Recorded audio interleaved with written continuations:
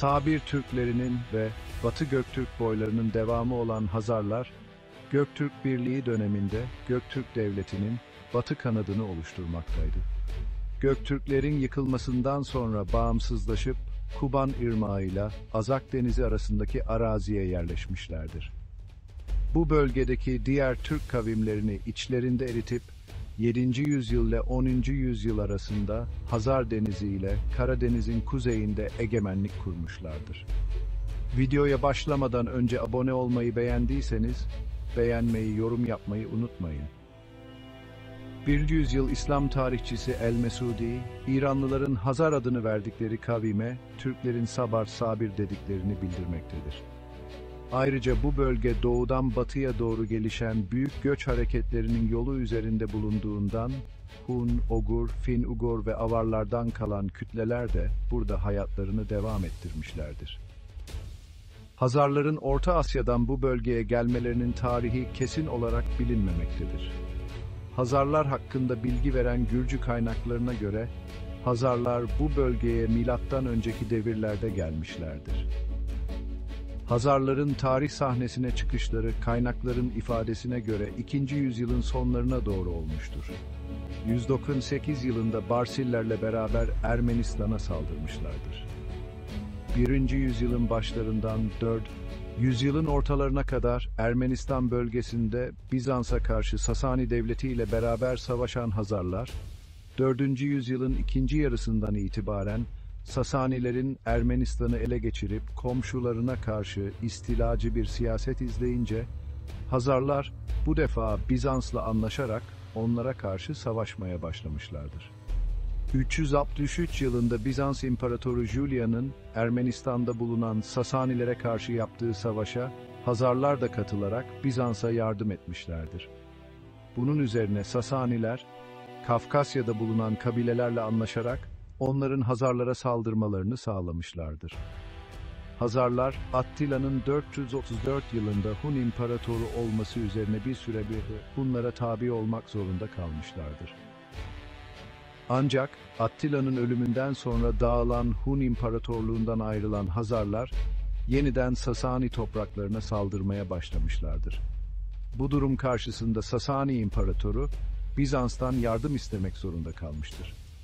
Bundan sonra Hazarlar ile Sasaniler arasındaki savaşlar 558 yılından itibaren sürekli olarak devam etmiş ve Sasani hükümdarı Derbent ve Kafkasya'daki geçitlerde bir dizi kaleler inşa ettirmiştir.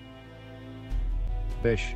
Yüzyılda ortaya çıkan Avarlar da bir süre Hazarları hakimiyetleri altına almışlardır. Sasani hükümdarı Anuşirvan, Hazarlara karşı Derbent, Bab-el-Ebvab kalesini yaptırmıştır. İyice kuvvetlenen Hazarları yenemeyeceğini anlayan Anuşirvan onlarla dost olma yoluna giderek onlardan gelecek tehlikeleri önlemeye çalışmıştır. Hazarlar 626-627 yıllarına doğru Bizans İmparatoru Herakleios'la anlaşmaya varıp kumandan Çorpan Tarhan önderliğinde Aras Nehri'ne kadar bütün Azerbaycan'ı ele geçirerek bazı Ermeni kitlelerini egemenliği altına almışlardır. 628 yılında kış mevsiminin başlaması yüzünden o yıl alınamayan Tiflis, ancak 629 yılında Hazar kumandanı Çorpan Tarhan'ın başarıyla yürüttüğü harekat neticesinde Hazar Yabgusu tarafından zapt edilmiştir. Böylece Sasaniler artık büyük bir devlet olmaktan çıkarılmış ve Hazar Hakanlığı İran karşısında Bizans'ın en iyi müttefiki haline gelmiştir. Bu sırada Hazarlar henüz bağımsız bir devlet değillerdi. Fakat Göktürk Devleti'nin 582 yılında Batı ve Doğu Göktürk Devleti olarak ikiye ayrılmasından ve daha sonra da Batı Göktürk Devleti'nin yıkılmasından sonra kendi başlarına bağımsız bir hanlık olarak tarih sahnesine çıkmışlardır.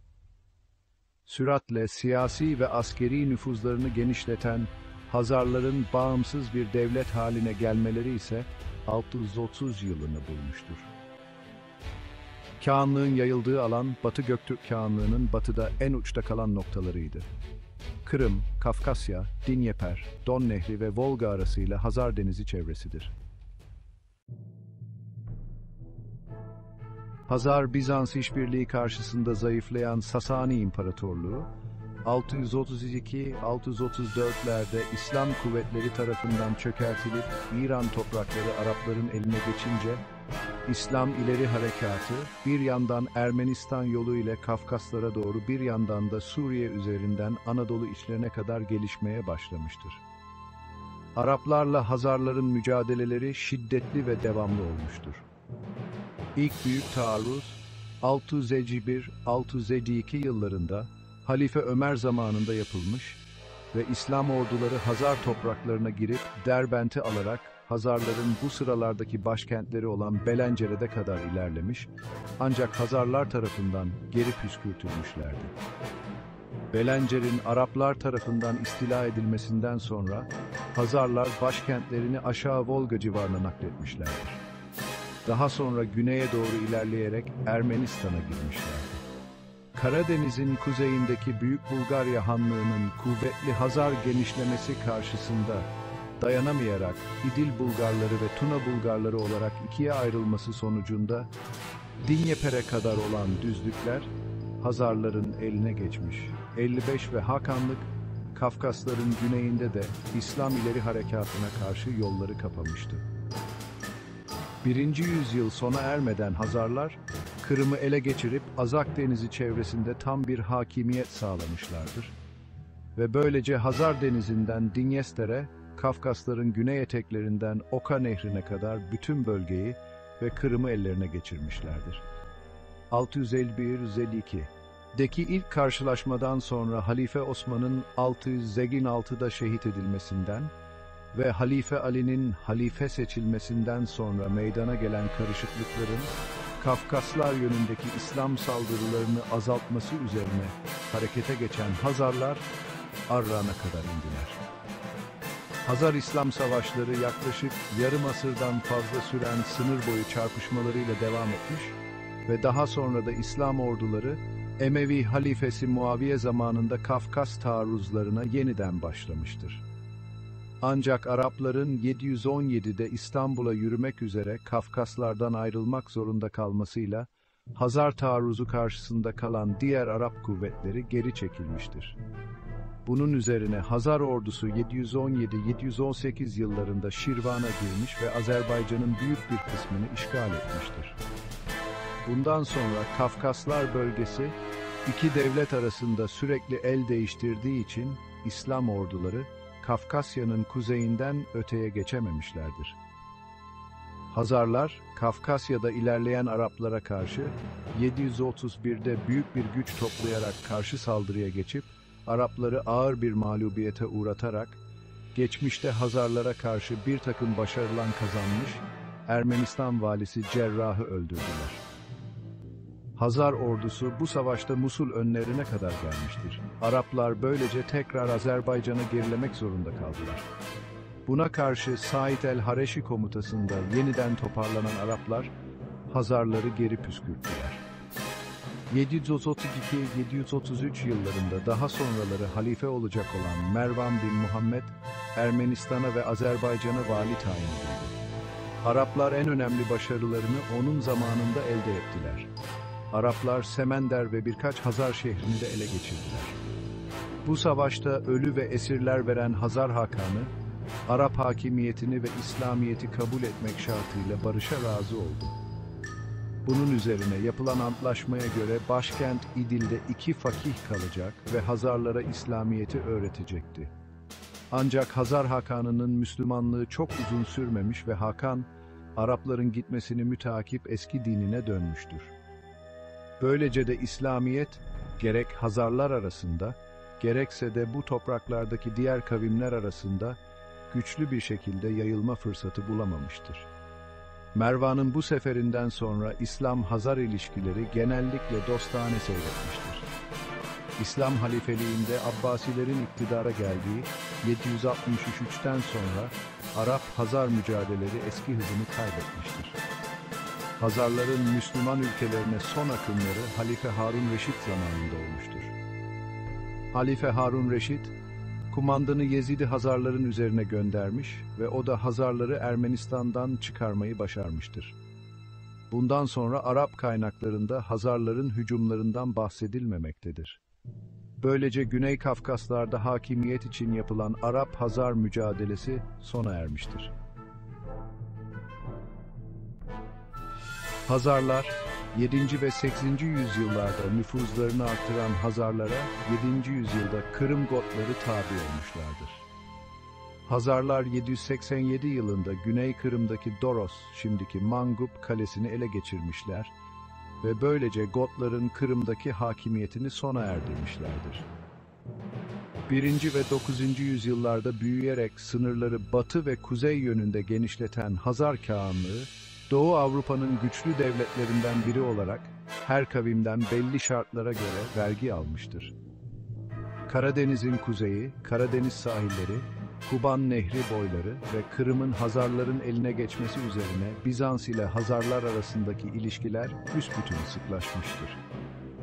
695 yılında askeri bir darbeyle tahttan indirilen II. Justinian, Kırım'daki Gotların yanına kaçmış, Gotlar da onu Kırım'ın o zamanki hakimi olan Hazar Hakanı Busir'e teslim etmişlerdir. 704'te Busir, kız kardeşini II. Justinianos ile evlendirmiştir. Tarihçi günah çıkartıcı Teofanis'e göre Bizans'ın yeni imparatoru II. Tiberius, 705'te II. Justinianos'un ölü ya da diri yakalanıp kendisine teslim edilmesi karşılığında büyük bir armağan teklif etmesi üzerine Busir, Tumutarakan temsilcisine II.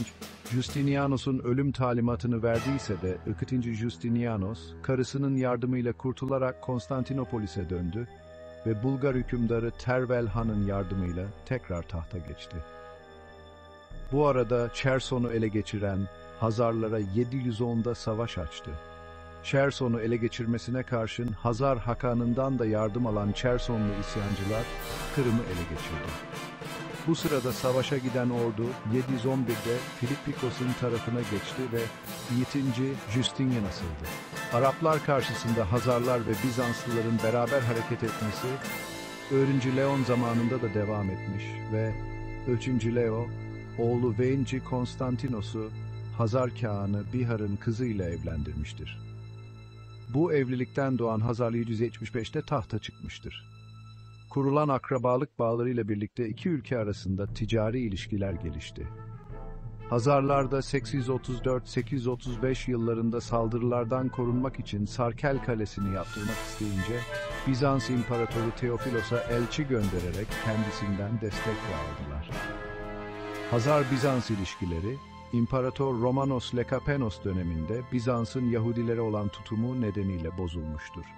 Bu yüzden Bizans'tan kovulan birçok Yahudi, Hazar ülkesine sığınmış ve 932 yılında Bizans'la Hazarların arası tekrar açılmıştır. Bunun üzerine Hazar Hakanı ülkesindeki Hristiyanları takibe başlamış. Bunu duyan I. Romanos da Kiev Knizi Igor'la anlaşarak onu Hazarlara karşı bir sefer düzenlemeye ikna etmiştir.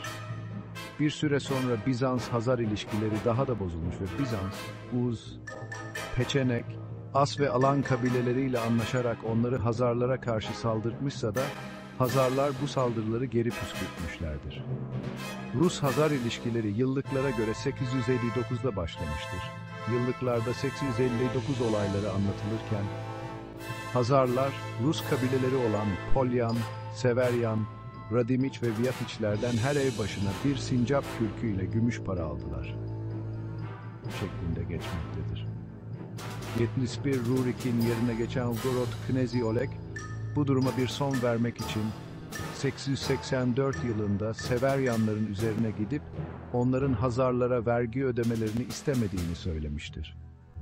884 yılında Ruslar diğer Slav kabileleriyle birleşerek Hazarlara karşı birlik meydana getirdiler ve Hazarları iyice zayıflattılar. 892 yılında Ruslar 55 gemiyle Hazar denizine inmişler.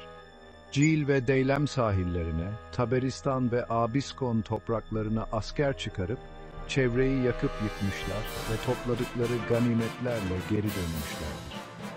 Geri dönüşleri sırasında da elde ettikleri ganimetlerin bir kısmını Hazar Hakanı'na vergi olarak vermişlerdir. Ancak Rusların yaptıklarını öğrenen Hazar Hakanı'nın Müslüman askerleri Hakan'dan Ruslara saldırmak için izin istemişler ve bu izni alarak Ruslara saldırmışlardır. 9. yüzyılın ikinci yarısından itibaren Ruslar, Hazar ülkesinde özellikle ticari alanda etkili olmaya başlamışlardır. Rusların sahip olduğu bu rahatlık, Kiev Kinezi II. Igor'un Kiev şehrini ele geçirerek buraya yerleşmesini sağlamıştır. Girdiği uzun mücadeleler sonucunda Dinyeper Nehri üzerinden Karadeniz'e inen büyük ticaret yolunu ele geçirerek bazı Slav kabilelerini Hazar egemenliğinden almıştır. Ruslar yine bu bölgede Hazar hakimiyetine son vererek dağınık bir halde yaşayan Slav kavimlerini bir daire altında toplayarak devlet haline getirmişlerdir. Ruslar ilk defa 913'te Hazar Kağanlığı'na bir sefer düzenlemişlerdir. Ona göre bu Rus akını Hazar Hakanı'nın izniyle olmuş ve Ruslar elde edecekleri ganimetlerin bir kısmını Hakan'a vermişlerdir. Ancak Hazar Hakanı 925'te kendisinin izni olmadan Rusların tekrar bir akın düzenlediğini öğrenince kuvvetlerini göndererek geri dönen Rusların yolunu kesmiştir. Igor'un 935'lerde tekrar Timurtarakan şehrine saldırdığı bir sırada Bizans da Rusların yardımıyla Kırım'daki Hazar topraklarına saldırıp bir kısmını ele geçirmişlerdir. Hazar Kağanı II. Aron buna 939'da bir misilleme yapmış ve Kırım'ı tahrip etmiştir. Hazarlar, Igor'un 941'de Bizans'a yaptığı sefer sırasında da Bizans donanmasını imha etmişlerdir. 944'te Ruslar, o dönemde Müslüman Kafkasya'nın merkezi olan Azerbaycan'ın Berde şehrine kadar inek her tarafı yağmalamışlar. Ancak Hazarlar onlara karşı hiçbir tedbir almamışlardır. 2. Sviatoslav, 965'te Hazarlar üzerine yürüdü ve Sarkel'i aldı. 2. Sviatoslav daha güneye inerek Peçenek ve Uzları Hazarlar üzerine saldırdı. Sonra Kerç Boğazı'nı ve Kafkasya'nın Kuban sahillerini ele geçirdi. 9. yüzyılın ortalarına kadar gelişmesini sürdüren Hazar Kağanlığı, topraklarında yaşayan Türk kavimleri tarafından 9. yüzyılın sonlarına doğru bir takım saldırılara uğramıştır. Doğudan gelen Kıpçak ve Uzların Hazar ülkesine saldırmasına karşın Hazarlar bu saldırıyı durdurdu ancak onları tam olarak mağlup edemediler. 854 yılında Kabarlar, daha sonraları Macarlar ve Bulgarlar, Hazar hakimiyetinden ayrılmışlardır. Ayrıca doğudan gelen Peçenek saldırıları da Hazar Kağanlığı'nın zayıflamasında etkili olmuştur. Peçenekler 860-880 yılları civarında Uzların baskısından kurtularak Hazar yurdu içinden batıya doğru geçmişler ve İdil Nehri'ni aşarak Dom ve Kuban boylarına gitmişlerdir. Volga boylarına yerleşen Macarların, Hazarların idaresinde teşkilatlanması sonucu Arpat Hanedanı ortaya çıkmıştır. 9. yüzyılın sonlarına doğru Bulgarlar ve Peçenekler, Macarlara saldırınca Hazarların himayesindeki bu devlet yıkılmış ve Macarlar bu olaydan sonra bugünkü Macaristan'a yerleşmişlerdir. 9. yüzyılın başlarında Peçenekler Hazarlara yeniden saldırmışlar. Fakat Oğuzların Hazarlara yardım etmesi sonucu Peçenek saldırısı savuşturulmuştur. 965'teki Rus seferinden sonra eski gücünü kaybeden Hazarların yıkılmasında Ruslar 1. derecede etkiliyken diğer Türk boyları 2. derecede etkili olmuştur. Gerek Peçenek, Uz, Kuman, Kıpçak gibi Türk boylarının saldırıları, gerekse 970'ten itibaren Hazarların hakimiyeti altında yaşayan kabilelerin birer birer kopmasıyla Hazarlar büyük bir güç kaybına uğramıştır. Hazarların bir kısmı 965'ten sonra Kırım'a, diğer bir kısmı da Hazar Denizi ile Kafkaslar arasındaki bölgeye çekilerek varlıklarını devam ettirmişseler de zamanla Hazarların kontrolünden çıkan topraklardaki Hazarlar arasındaki bağlantı çeşitli Türk boyları tarafından kesilmiştir. Doğu kaynaklarının Kıpçak, Bizans kaynaklarının ise Kuman dedikleri boyların Batı Sibirya'dan ayrılarak Volga boylarına doğru ilerlemesi, Hazarların Harezm ve Türkistan'la olan ilişkilerini kesmiş ve buralarla olan ticari ilişkilerini bitirmiştir. Askeri ve ekonomik yönden buhran yaşayan Hazarlara son darbeyi Kıpçakların indirmesinden sonra Hazarlar bir müddet daha Kırım'da kalsa da 11. yüzyıl içerisinde bir kısmı Kumanlara, bir kısmı da Ruslara karışarak onların içerisinde kaybolup gitmişlerdir. Kuman Kıpçak ülkesi de 1299'da Moğollar tarafından istilaya uğramıştır. Hazar Kağanlığı'nın devlet teşkilatı aslında Göktürk Devleti'nin teşkilatının bir devamı olmakla beraber bazı konularda farklılık göstermektedir. Hudud-ul Alam adlı esere göre devletin başında bulunan Hakan, Aşina sülalesinden gelmekte ve Türk geleneklerine uygun olarak ilahi kaynaklı sayılmaktaydı. Bu yüzden Hakan, Kaan olmak için belirli bir sülaleye mensup olmak gerekliydi. Kağanlık babadan oğula geçerdi ve Kağanların Asena adlı dişi bir kurdun soyundan geldiğine inanılırdı. Hem Batı Türklerinde hem de Hazarlarda Kağan katletme adeti vardı. Arap tarihçi İstahri'ye göre Kağan göreve başladıktan sonra yaşayacağı süre için bir limit belirlenirdi ve bu süre dolar dolmaz Kağan öldürülürdü. İbn Fadlan'a göre Kağan en azından 40 yıl tahtta kalmışsa devlet erkanı ve halkı yaşlılıktan dolayı düşünme, yargılama yeteneğinin bozulmuş olacağını düşünürlerdi ve bunun sonucunda da Kağan katledilirdi. Diğer Türk devletlerinde olduğu gibi Hazarlarda da Kağan'ın kutsal bir gücü ve konumu olduğuna inanılırdı. Halkın başına kuraklık, kıtlık, savaşlarda başarısızlık ve başka uğursuzluklar geldiği zaman Kağan bundan sorumlu tutulur ve bu durum onun ölümüne neden olurdu. Kağan'ın yardımcısına Kündür, onun da yardımcısına Çavuşgır denmekteydi. Bu üç kişinin dışında kimse Kağan'ın yanına giremezdi. Kağan'ın düşmana karşı gönderdiği ordu yenilgiye uğrarsa, kaçarak geri dönenler öldürülür, kumandan ve Kağan yardımcısı cezalandırılırlardı. Hazarlara bağlı diğer kavimler, merkezden gönderilen İl-Teber veya Tudun denilen kişiler tarafından yönetilirlerdi. Kağan'ın karısına diğer Türk devletlerinde olduğu gibi Hatun denirdi. Kağan ölümünden sonra özenle hazırlanmış bir anıt mezara gömülürdü. Zaman ilerledikçe Hazar Kağan'ın konumu zayıfladı. O Pritsak'a göre tarihçi El-Yakubi'nin 9. yüzyılda tuttuğu kayıtlarda Kağan'ın 799 yılına hem en üst düzeyde yönetici hem de ordu komutanı olduğunu, ancak 833 yılına gelindiğinde yetkilerini bir diğer yönetici olan Bek ile paylaştığını yazıyordu. Kağan'ın göstermelik bir ruhani lider konumuna indirgendiği 10. yüzyılda devlet meseleleriyle ilgilenen kişi Bek idi.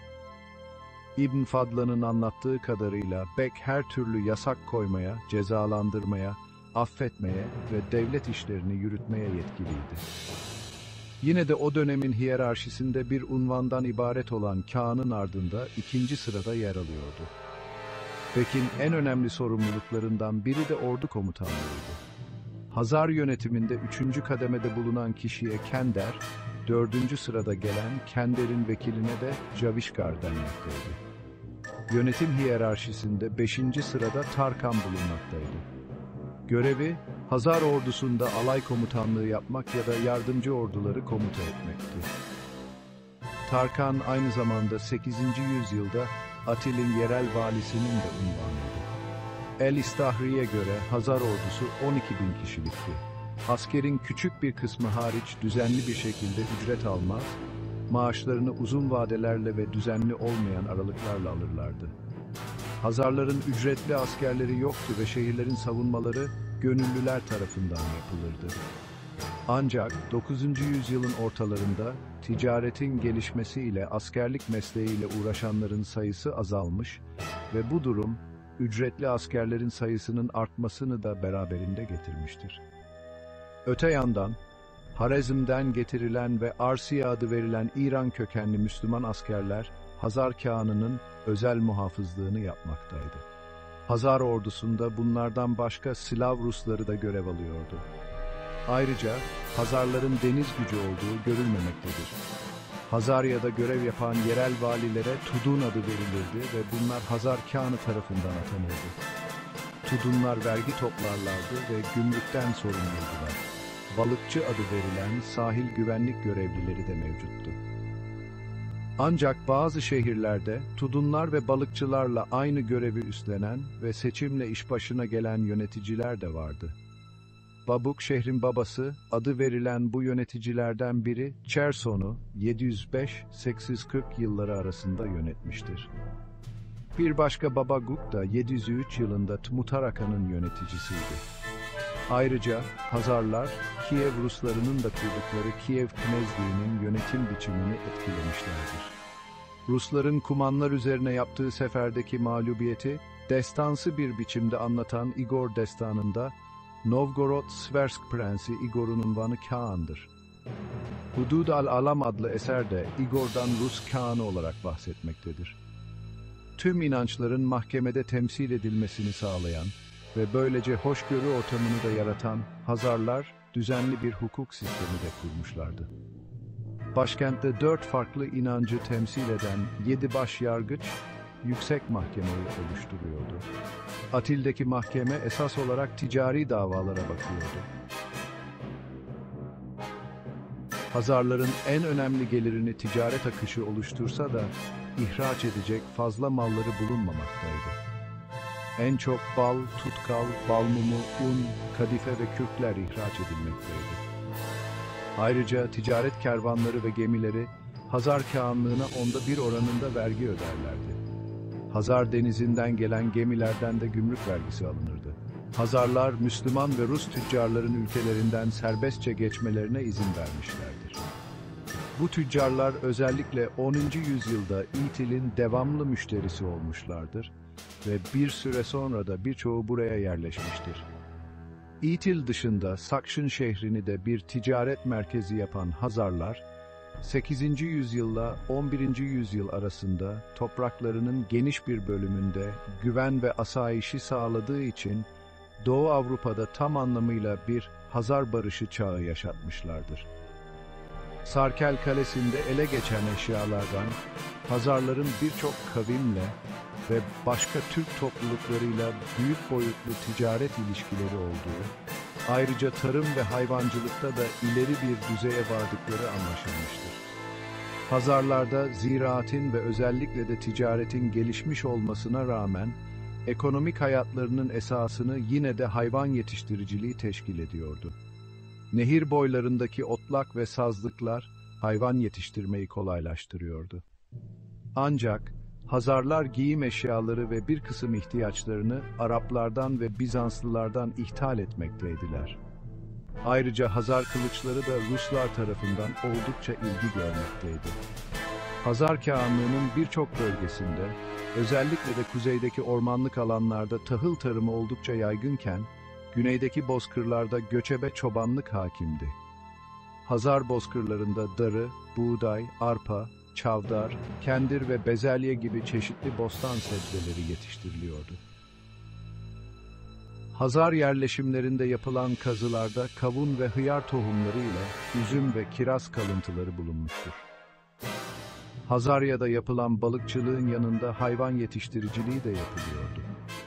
Hayvanların evcilleştirilmesi yaygındı. Beslenen hayvanlar arasında koyun, keçi, at, eşek ve domuz bulunmaktaydı. Çiftlik hayvanlarının dışında çok sayıda deveye de sahip olan Hazarlar, arıcılık da yapmaktaydı. Bunların yanı sıra yaban domuzu, kunduz, geyik ve tavşan gibi çeşitli yabani hayvanlar da avlanıyordu. Ticari etkinlikler açısından gelişmiş olan Hazar Kağanlığı, Asya ile Avrupa arasındaki birçok ticaret yolunu kontrol altında tutuyordu. Avrasya'nın birçok yerinde ticari bağları bulunan Hazarlar, Harezm'de pamuklu dokuma, keçe, yastık kılıfı ticareti yapıyorlardı. Hatta Hazar Kağanlığı İsveç'le bile ticaret yapmıştır. Gezgin tüccarlar olan Radhanitler ise Orta Asya ile Rusya ile Hazarya'yı sosyal, kültürel ve ticari açıdan çeşitli bağlar kurmaktaydı. Hazarca eski Türkçe dönemi 6-10. içinde değerlendirilir. Hazarların diliyle yazılmış bir eser, günümüze kadar ulaşamadığı için Hazarların konuştuğu dil hakkında kesin bir bilgi yoktur. Hazarlardan günümüze kadar kalan 2 belge vardır ve bunlar İbranice yazılmıştır. Bunlardan biri Hazar Kağanı Yusuf tarafından 960 yıllarında Emevilerin Kurtuba Emirati'nin Abdurrahman'ın hizmetinde çalışan devlet adamına yazılan mektup ve diğeri de yine aynı Hakan zamanında ismi belirsiz bir Musevi Hazar tarafından yazılan mektubun Mısır'da bulunan parçalarıdır. Bartolt ve Minorski gibi Rus araştırmacılar, Hazarcanın İdil Bulgarlarının diline benzediğini, bugün Çuvaşça'nın da Bulgarca ve Hazarca'ya benzediğini ve sonuç olarak Hazarcanın Türk dillerinin ayrı bir kolu olan Çuvaşça'ya çok yakın olduğunu ifade etmektedirler. Ayrıca yapılan araştırmalara göre Hazar ülkesinde Hazarcanın dışında çeşitli Türk dillerinin de konuşulmakta olduğu ortaya çıkarılmıştır. Ayrıca Karaçaylar, Balkarlar ve Kafkasyalılar da bu dilden arta kalan bir takım sözcükleri de dillerinde kullanmaktadırlar. Polonya'da yaşayan Karaylar da Musevi olup eski Hazar Türkçesini kullanmaktadırlar. Hazar Kağanlığı içinde birçok din yaşama olanağı bulmuştur. Hazarların asıl ve en uzun süreli dini Gök Tanrı diniydi. Diğer eski Türk halkları gibi tabiat güçlerine dini anlamda saygı gösteriyorlardı. Devlet içerisinde erken dönemlerden itibaren ortaya çıkan bir başka din de Hristiyanlıktı. Arap istilaları döneminde de Müslümanlık, Harezmli tüccarlar aracılığıyla yayılmıştır. Dağıstan'daki Museviler de Museviliği yaymaya çalışmıştır. Hazarlarda Hristiyanlığın yayılması 8. yüzyıl başlarında Güney Kafkasya ve Azerbaycan'da genişleyen Arap istilasıyla sona ermiştir. Ancak Hazar Kağanlığı'nın yıkılmasından sonra Hristiyan halk Rus Ortodoks Kilisesi içerisinde erimiştir. Hazar Kağanlığı, devletin resmi dini olarak Musevilik'i kabul etmiş olsa da Yahudiliğin hangi mezhebine bağlı oldukları kesin değildir. El-Mesudi'ye göre Hazar Kağanı, Halife Harun Reşit döneminde 786-809 Musevilik'e geçmiştir. Ancak Konstantin'in Hayatı adlı esere göre ise Hazar Hakanı'nın Yahudiliği kabul edişi 861 yılını bulmaktadır. Hazarların Museviliği nasıl kabul ettikleri bilinmese de daha önceden Doğu Avrupa'da Musevi toplumların yaşadığı ortaya çıkarılmıştır. Ancak Sasanilerin ve Bizans devletinin Yahudileri takip ettirmesi üzerine Dağıstan'a yerleşen Yahudiler bir süre sonra dinlerini yaymaya başlamışlardır. Ayrıca Hazar Kağanlığı, Mezopotamya ve Harezm bugünkü Özbekistan dahil birçok bölgeden de Musevi göçü alıyordu. El-Mesudi'ye göre başkent İtil'de Müslüman ve Hristiyan toplulukların Musevilerden fazla olmasına karşın ülkede bulunan belli başlı 7 kadıdan biri eski Gök Tanrı dinine tabi olanların, ikisi Hristiyanların, diğer ikisi Musevilerin ve kalan ikisi de Müslümanların davalarına bakardı. Bulan Kağan ve Obadiyah Kağan zamanlarında halk arasında yayılma hızı artan Musevilik inancının yayılması için herhangi bir gayret içerisinde olmayan Hakanlar, halkın dini inancına karışmamışlardır. 10. yüzyıla gelindiğinde ise Musevilik Hazarlar arasında hakim din olmuştur. Mervan bin Muhammed komutasındaki İslam kuvvetlerine yenilen Hakan, zor durumda kalınca İslamiyet'i kabul edeceğini bildirse de kısa süre sonra eski haline dönmüştür. İslam ordularının çekilmesinden sonra kalan 2 fakir, İslamiyet'i yaymaya çalışmışlardır. Harezm'de İslam savaşları başladığı ve hastalıklar çıktığı zaman halkın bir kısmı Hazar ülkesine taşınmış ve daha sonra serbest olarak ibadet edebilme, ezan okutma, cami yapabilme ve Müslümanlara karşı savaşmama gibi şartlar karşılığında orduya girmişlerdir. Diğer taraftan Omelcan Pritsak ise Hazarların Museviliğe dönüşünü yalnızca gezgin Radhanitler ve İranlı Yahudi tüccarların etkilerine bağlamaktadır. 1999'da Aşkenaz Musevilerine ait Y kromozomlarında yapılan genetik araştırmalarda DNA yapılarının İsrailoğlu kökenli Yahudilere değil, Türk kökenlilere yakın sonuçlar verdiği ortaya çıkmıştır. İrbiş 8. yüzyıl Bulan, 9. yüzyıl Obadiah, 9. yüzyıl Zekeriya, 9. yüzyıl Benjamin, 10. yüzyıl 2. Aaron, 10. yüzyıl Yusuf, 11. yüzyıl Georgius. Zul başa geçmiştir. Bazı kâhanların hayatı ve isimleri bilinmemektedir. Eriş Kül Kağan İrbis Seguy, 7. yüzyılda Batı Göktürk Kağanlığında hüküm süren Göktürk Kağanı. Kimi tarihçilere göre ise adı kar kaplanı anlamına gelen İrbiz'dir. Bazı tarihçiler tarafından Hazarların ilk kağanı olarak gösterilmiştir. Peter Golden, Çince ve Arapça kaynakların neredeyse aynı olduğunu ve bunun bağlantıyı güçlü kıldığını belirterek, Hazar liderinin iktidarını kaybeden veya 651 civarında öldürülen Eriş Kül Kağan olabileceği tahmininde bulunuyor.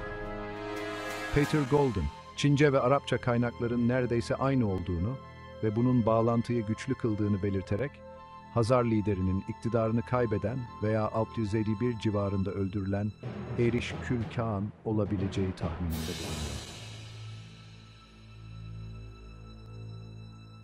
İşbara Teriş Tunga Kağan, Eriş'in dedesidir. 642'de Eriş, Doğu Göktürk Yablusu Yukukşad'ın bölgedeki kontrolünü ele geçirmiş ve kendini Kağan ilan etmiştir. Buna rağmen Yukukşad bölgedeki etkisini tam olarak yitirmemiştir. Eriş, Onokların desteğini alarak tahtta kalmaya çalışmıştır. Onun iktidar yıllarından Dulo ailesiyle Onoklar arasındaki rekabetin doğurduğu soğuk ilişkiler devam etmiştir. Eriş Kül Kağan, 646'da Tang Hanedanı'na Çin prensesi ile evlenmek istediğini bildirmiştir. İmparator Li Shimin bunu kabul etmiş ancak Göktürklerin baskı altında tuttukları İpek yolundaki hakimiyetlerinden taviz vermelerini istemiştir. Bu koşulu kabul eden Eriş Kül Kağan, Çin'le kısa sürede barış yapmıştır. Ancak bu olaydan 2 yıl sonra birçok Dulo ailesi beyi Çin'e sığınmıştır. Batı Kağanlığı, bugünkü Doğu Türkistan topraklarını kapsayan Çungarya'dan çekilmek zorunda kalmıştır. 651'de Dulo ailesine destek veren dedesinin yeğeni Kalık İşbara Kağan'a yenilerek öldürülmüştür. Busir ya da İbuzir Gliaban, İbusiros Gliabanos, 7. yüzyılın sonundan 8. yüzyılın başlarına kadar Hazar Kağanlığı'nın kağanı. 695 yılında askeri bir darbeyle tahttan indirilen 2. Justinianos, Kırım'daki Gotların yanına kaçmış. Gotlar da onu Kırım'ın o zamanki hakimi olan Hazar Hakan'ı Busir'e teslim etmişlerdir. 704'te Busir, kız kardeşini 2. Justinianos ile evlendirmiştir. Tarihçi günah çıkartıcı Theophanes'e göre Bizans'ın yeni imparatoru 2. Tiberius, 705'te 2. Justinianos'un ölü ya da diri yakalanıp kendisine teslim edilmesi karşılığında büyük bir armağan teklif etmesi üzerine Busir, Tımutarakan temsilcisine 2. Justinianos'un ölüm talimatını verdiyse de, 2. Justinianos, karısının yardımıyla kurtularak Konstantinopol'e döndü ve Bulgar hükümdarı Tervel Han'ın yardımıyla tekrar tahta geçti.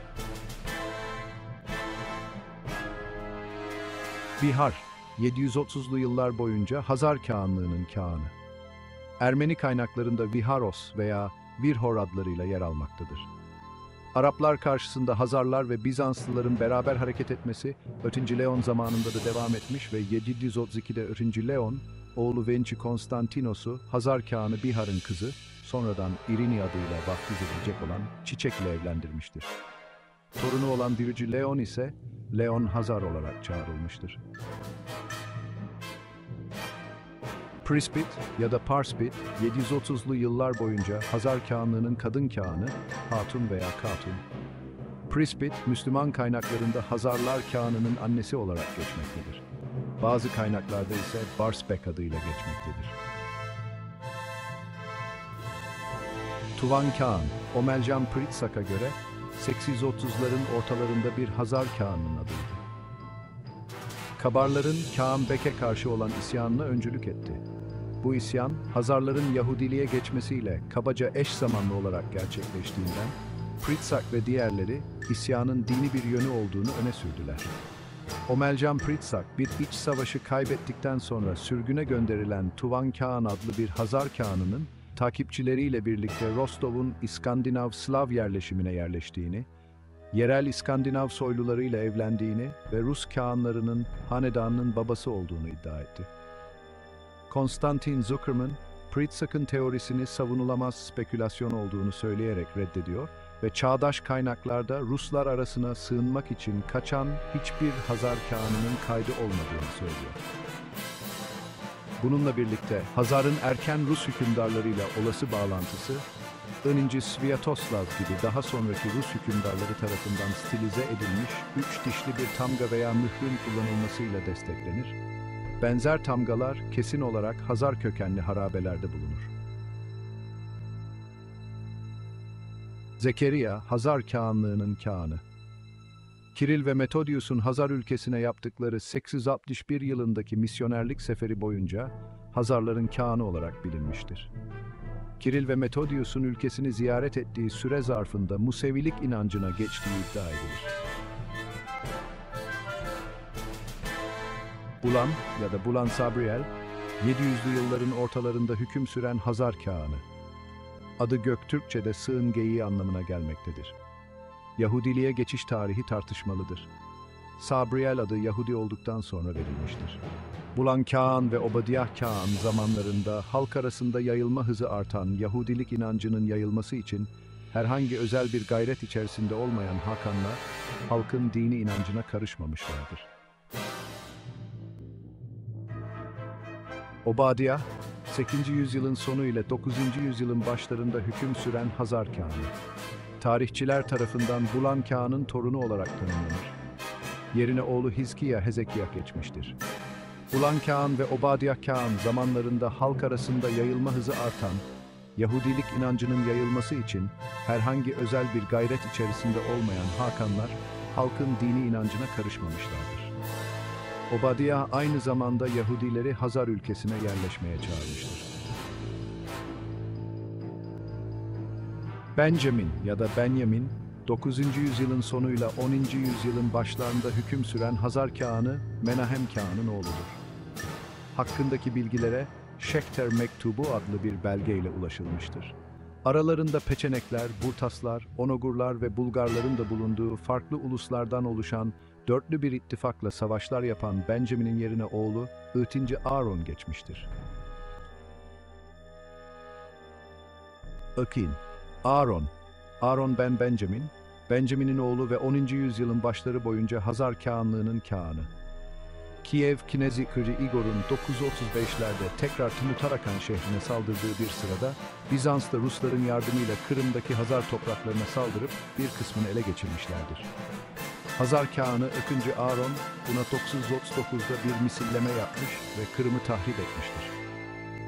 Alan Hazar Savaşı ve I. Harun'un bu savaştaki rolü hakkındaki veriler Cambridge belgesinde sunulmaktadır.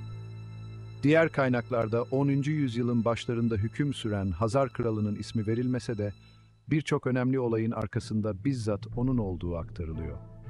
901'de Derbent'e bir baskın düzenliyor. Kafkasya'daki Hazar faaliyetlerinde son yükselişin başlangıcını işaret ediyor. 912 yılına kadar Hazarlar, komşu Dağıstan devletleriyle ittifak halinde Arap topraklarına karşı çeşitli seferler düzenlerler. 913-914'te Hazar kralı, kıyıyı yağmalayan Rusların Hazar denizine girmesine izin verir ve geri dönen ordudan ganimetlerin yarısını alır. Ancak daha sonra Müslümanlardan oluşan Hazar muhafızları kraldan dindaşlarının ölümünün intikamını alma hakkını talep ederler ve kral buna müdahale etmez. Zayıflamış Rus ordusu neredeyse tamamen yok edilir. 922 yılında Hazar kralı, İslam ülkelerinden birinde bir sinagogun yıkılmasına tepki olarak başkent camisinin minaresinin yıkılmasını ve müezzinlerin idam edilmesini emretmiştir. 940 civarında ölmüştür. Yerine oğlu Yusuf geçmiştir. Yusuf ya da Yusuf ben Aaron, 940'larla 960'lı yıllar boyunca görevde kalmış Hazar Kağanı. Bizans İmparatorluğu'yla birçok cephede savaşıp mağlup olan Hazar Kağanı, 2. Aaron'un oğludur. Karısı büyük ihtimalle Alan kralının kızıydı. Kiev Knezliği ve Peçeneklerle savaşlar yapan Yusuf, tahtta kalan Bulan hanedanının son hükümdarı olmuştur. Hazarlardan günümüze kadar kalan iki belge vardır ve bunlar İbranice yazılmıştır. Bunlardan biri, Hazar Kağanı Yusuf tarafından 960 yıllarında Emevilerin Kurtuba emiri 4. Abdurrahman'ın hizmetinde çalışan Hastay bin Şaprut isimli devlet adamına yazılan mektup ve diğeri de yine aynı Hakan zamanında ismi belirsiz bir Musevi Hazar tarafından yazılan mektubun Mısır'da bulunan parçalarıdır. Davut, Memeses 10. yüzyılın sonlarında Tamam bölgesindeki Hazar devletini yönettiği iddia edilen bir Hazar hükümdarıdır. Adının geçtiği tek doküman A446 ES 986 tarihli bir belgedir ve hakkında Tamam bölgesinde yaşayan hükümdarımız Hazar Prensi Davut şeklinde bahsedilmektedir.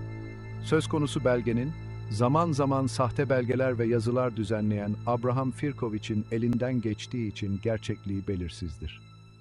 Georgius Tuzul, Hazar Kağanlığı'nın son kağanı. 1016'ya kadar kağan olarak kalmıştır ve sonrasında ise Hazar Kağanlığı yıkılmıştır. Georgius ise bir Hristiyan adıdır. Hazar Kağanlığı'nın son kağanı, 1016'ya kadar kağan olarak kalmıştır ve sonrasında ise Hazar Kağanlığı yıkılmıştır. Georgius ise bir Hristiyan adıdır. 1016-1019 yılları arasında Bizans'la işbirliği yapan Ruslar Hazarlara saldırarak onların Tımutarakan'daki Hazar toprakları 1016-1019 yılları arasında Bizans İmparatoru da Kırımçı. Basileios'un gönderdiği donanmanın yardımıyla Kiev Knezi Kırımçı Sviatog tarafından zapt edilmiştir. Bu savaştan Hazarların son hakanı olan Georgius Tuzul esir edilmiştir. Hakan Hristiyanlığı kabul ederek Arbon unvanını almıştır. Çernigovlu Mstislav bundan sonra Tımutarakan'ın da knezi olmuştur. Bizans ile Hazarlar arasındaki siyasi rekabet, Kırım üzerinde hakimiyet kurma isteğinden dolayı çıkmıştır. Hazarlar, 2. Sviatoslav'ın güneye inerek Kerç Boğazı'nı ve Kafkasya'nın Kuban sahillerini ele geçirmesinden sonra Azak ve Kırım taraflarında varlıklarını devam ettirmişlerdir. Bizans kaynaklarına göre Ruslar ve diğer Türk boylarıyla anlaşıp Hazar Devleti'nin yıkılmasına sebep olmuştur. Öyle ki 1016-1019 yılları arasında Bizans'la işbirliği yapan Ruslar, Hazarların Tımutarakan'daki Hazar topraklarına saldırmışlar ve Tımutarakan ile civar topraklar, Bizans İmparatoru 2. Basileios'un gönderdiği donanmanın yardımıyla 2. Sviatopog tarafından zapt edilmiştir. Bu savaştan Hazarların son hakanı olan Georgius Tzul esir edilmiştir. Hakan Hristiyanlığı kabul ederek Arbon unvanını almıştır. Mstislav bundan sonra Tımutarakan Knezi olmuş ve 1022'de ordusunu aldığı Hazarların da yardımıyla Kiev'deki kardeşi Öncü Yaroslav'a karşı savaşmıştır. 1016'dan sonra egemenliklerini aşağı İdil boylarında, Azak ve Kırım'da küçük prenslikler kurarak sürdüren Hazarlara son darbeyi 1030 yılında peçenek verilmiştir. Rus yıllıklarındaki 1095 yılına ait kayıtlarda ise Hazarlar artık Rus knezlerine tabi olarak anılmaktadırlar. Hazarlara karşı savaşması için kışkırtılan Bizans İmparatoru da Rus ordusuna yardım etmek üzere Bizans donanmasını göndermiştir. Kağanlığı Bizans İmparatorluğu'nun da etkileri sebebiyle 11. yüzyılda çökmüştür. Şaban Kuzgun'a göre Hazarların çöküş nedenleri iç ve dış olmak üzere ikiye ayrılır. Dış sebeplerin en önemlisi, Hazarların coğrafi bakımdan son derece önemli bir bölgeyi ellerinde tutuyor olmalarıdır. İç sebeplerin başlıcaları ise, ülkede Hazarların geniş bir alana yayılmasıyla, din, dil, kültür, menfaat ve kader birliğinin yok olması, ülkede zevk ve rahatlığın artması, askeri sistemle hakanlık yapısının bozulmasıdır. Golden'a göre, Kağanlığın 10. yüzyılın ikinci yarısındaki beklenmeyen çöküşü kaçınılmazdı. Ona göre Hazarların yıkılışı, Musevi olmalarından dolayı değil, merkezi olmayan güçlerden oluşan konar-göçer devlet yapısının zayıflıkları ve İtil boylarında değişen ekonomik dengelerle ilgilidir. Devletin çökmesinden sonra hemen kaybolmayıp Aralarında Macarların da olduğu çeşitli ulusların arasına dağılan Hazarların bir kısmı, Macar sınırlarını korumada görev almıştır. Timothy Miller, 11. Yenci civarında Musevi Hazarların Bizans İmparatorluğundaki Pera Yahudi cemaatinin üyesi olduklarını keşfetmiştir. Dunlop'a göre Rusların bir deniz gücüne sahip olmasına karşın Hazarların sahip olmayışı, karada sağlanan savaş üstünlüklerini kaybetmelerine yol açmıştır. Kanala abone olmayı ve videoyu beğenmeyi unutmayın. Bir sonraki videoda görüşürüz.